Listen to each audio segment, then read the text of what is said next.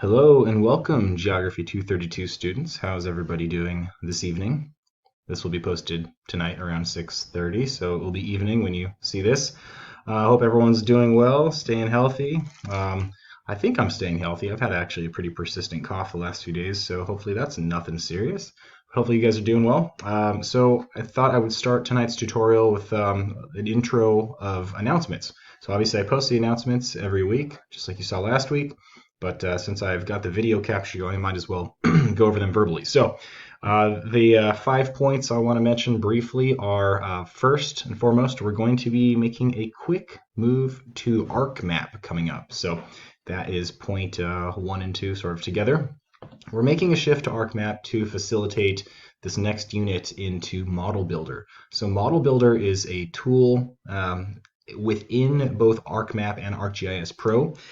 I had initially envisioned doing this this whole unit in ArcPro and just staying with ArcPro the whole semester, but unfortunately what I'm finding is that the textbook that we're all going to be using, the Getting to Know ArcGIS ModelBuilder, obviously since it was designed for ArcMap, to sort of port over those instructions to ArcPro, it was just going to be too much work given the situation with the COVID-19 lockdown and having 2 kids at home and doing 2 jobs from home and all of that. So the reality is that I need to work with what I have, and so we're just going to end up using the textbook as it's presented for ArcMap, which means the workaround there is that you all have to download ArcMap, which is not such a big deal because everybody has been provided a unique authorization code.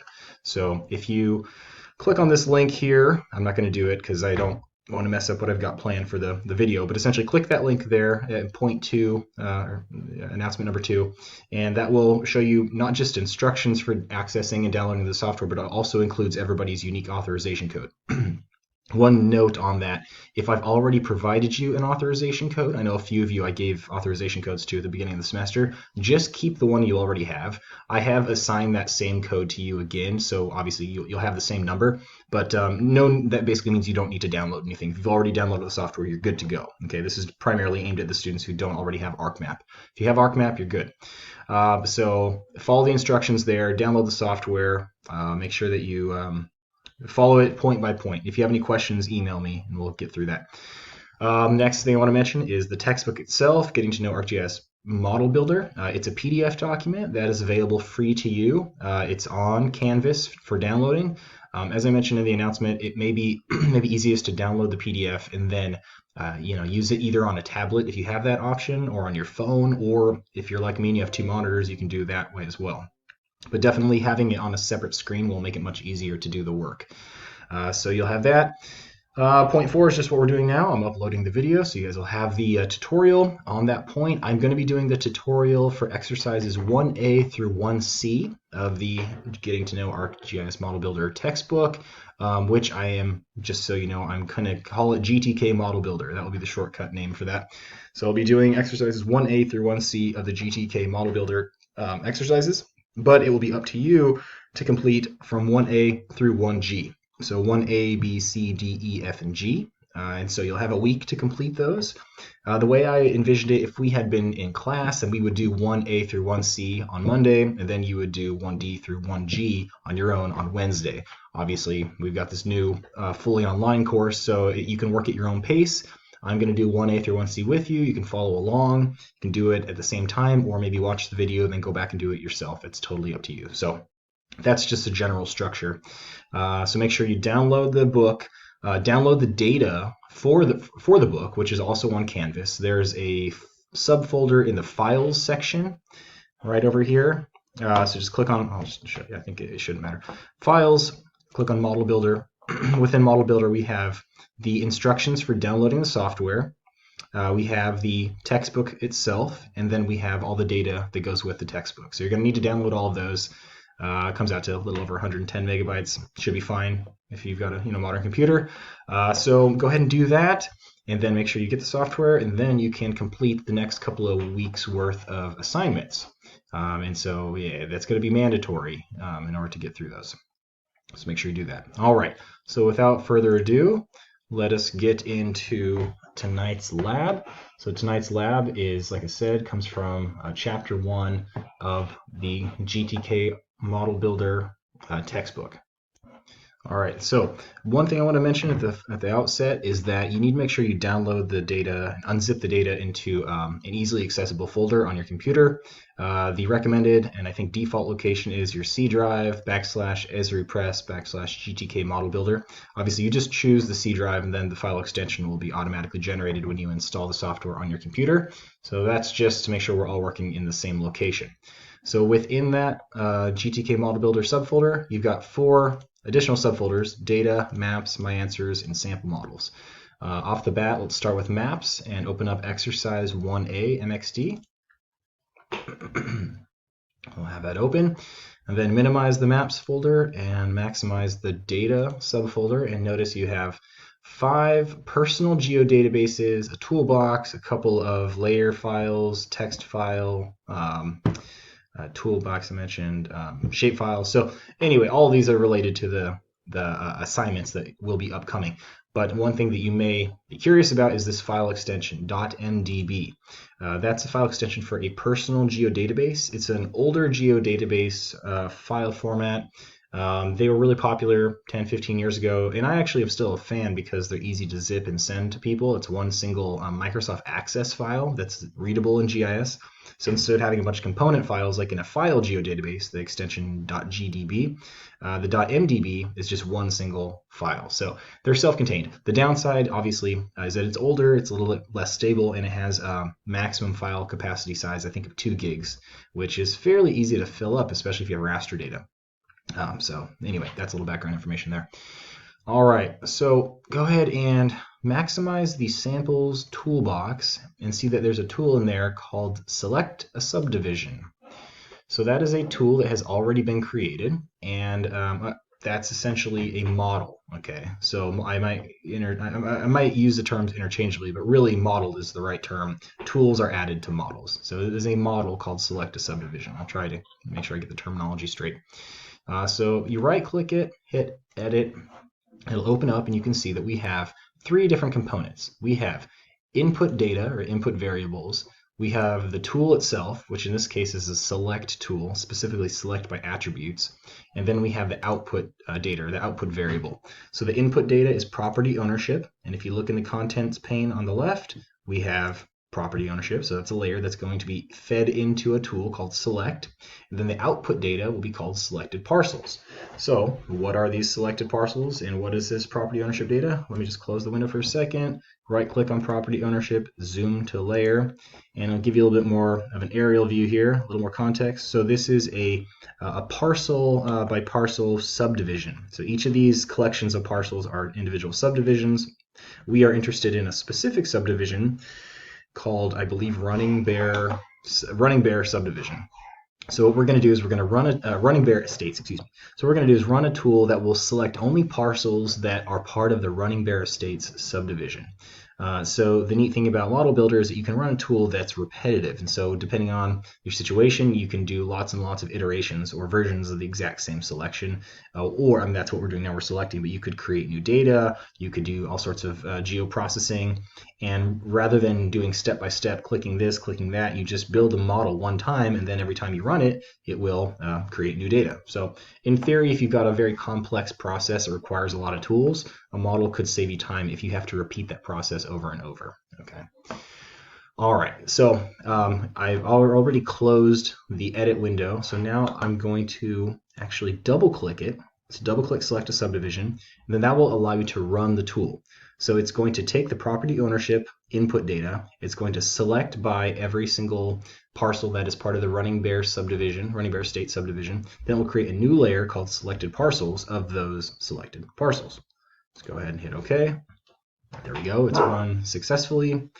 We now look here in the contents pane. There's a new layer called selected parcels. We'll open that up.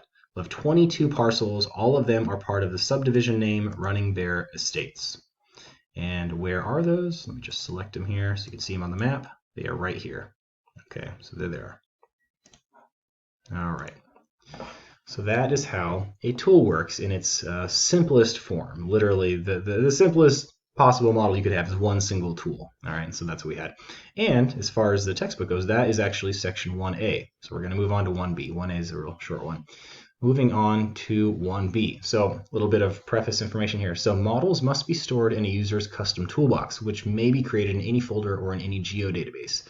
Once you've created a toolbox, they can be shared with other users, including all the models that are within them. So the portability of a toolbox is useful in that you can share it with other users. They can modify the tools that you've already created. They can send it back to you. So essentially you can make a collaborative effort if you share a toolbox. There are a few different pluses there. There are two different ways to create a model. The quickest way is to click the Model Builder button, which is right here, okay, in ArcMap. And so the downside of clicking the Model Builder button is then you have to choose a location into which the model will be saved. So I would say that another maybe more direct method is to right-click on a toolbox that already exists, new model. Okay, so that would be, I would say, the most direct way to create a model is make sure you have a toolbox that you can see in your catalog pane, right-click the toolbox, new model. Okay, so fairly straightforward. And one other thing to mention, anytime you create a new toolbox or create a new model, they always just will default to the name toolbox.tbx or just simply model. So it's always good practice to rename your toolboxes or rename your model something specific. So notice this tool is called Select a Subdivision. What does it do? It selects a subdivision and creates a new layer. So it's very specific. I highly recommend doing the same thing, making sure that if you create a model, give it a name that's very specific to what that model actually accomplishes. Okay. All right. One other thing I want to highlight before I move on is the ease with which data can be added to a model canvas. So the great thing about Model Builder is that it is what we call WYSIWYG, or what you see is what you get. So every model you want in there, you just drag it from the, well, I'll show you in a little bit later, but you basically just drag it from the contents pane, rather from the catalog, drag it and drop it onto your map, your canvas here. And so you can actually see visually what all the different tools are that are involved with the model itself. So instead of having to know programming language, you can basically have all the benefits of programming, specifying the input, the output, the tool, without having to know Python or some other language. It's all very visual, easy to organize, easy to kind of visualize as a flow chart essentially. Okay. All right, so moving on to 1B, the things that we're going to do here are set the location to store custom toolboxes, create a new toolbox, create a new model, set the model parameters, examine the create feature class tool parameters, and save the model. All right, so let's go ahead and close our tool, or our model rather, and let's also open up a new map specifically for this task, and that's going to be exercise 1B. It'll ask if you want to save. I'm going to say no so that I don't lose my place in future efforts to do this, but if you want to save yours, that's okay. All right, so we've opened it up. Next thing I want to show you is back here in the master folder for GTK Model Builder. You have those 4 folders I introduced earlier. You have a folder called My Answers. Within My Answers, we are going to create a new toolbox. Let's go ahead and right-click My Answers, New, Toolbox. And as I mentioned, every toolbox is just called toolbox.tbx. So let's give it a name. And per the book, we will call it GTK, Getting to Know Models. GTK Models. Notice that you can actually have a space in a toolbox name. I find that kind of a bit frustrating because you can't have a space in any other file name in ArcMap, so it's a bit confusing. They should stay consistent. But sticking with what the book says, GTK space models. And then moving on, we are now going to create a model within our toolbox. So right-click GTK Models, New Model. All right, so we've got a new model here. And now you can obviously right off the bat, you could just right-click, click, hover over it and give it a new name like this if you want. But what we're going to do is actually go into the model properties and give it a name, give it a label, and give it a description. So the name cannot have any spaces, so the toolbox can, but the model can't. So for the name, we're going to call create new FC for feature class. For the label, we will call it create Oleander feature class FC. Oleander is the city in which this parcel exists. And then for the description, we will enter the text accordingly. Create a new feature class with the city of Oleander parameters and spatial reference preset. And check store relative paths. Leave always run in foreground checked, and hit OK. All right. Okay, so we've now updated our parameters, or the properties rather, for the model. And so let's save it. Let's go ahead and click on the Save button. So it's saved, and then notice that the name updates here in the toolbox. So now Create Oleander FC label is the name of the model. Okay. All right, so this process created an empty model where the tools and the variables can be dragged into place. As I mentioned, it's all WYSIWYG. What you see is what you get. So if you drag and drop a tool in there, you then adjust the parameters as needed, and then you'll start to build out your canvas. But by default, it's just an empty space. Okay, so let's find our first tool. We're going to just kind of move that off to the side. Click on the Search tab if you have it open. If you don't have it open, let me clear that. Oops, here. I'm going to show you where the search button is, right here. Maybe you remember from your ArcMap days, but just to be safe, I want to remind you it's right here. It has a little globe icon, so go ahead and click search. And then I've already searched for create feature class, but I will type it again so you can see. Create feature class, hit enter, and you will get a handful of recommendations. You're going to go with the first one, create feature class data management tools. And before we add it to our model, I'm going to actually have you click the tool just to see what the various inputs are. So the inputs are feature class location. So you're going to need to know where it's going to be saved. Okay, so you're going to choose a location. You're going to give it a name. You're going to choose a geometry type. So you've got all your different GIS geometries, points, lines, polygons, multi-patch, polyline. Then you also have what's called a template feature class.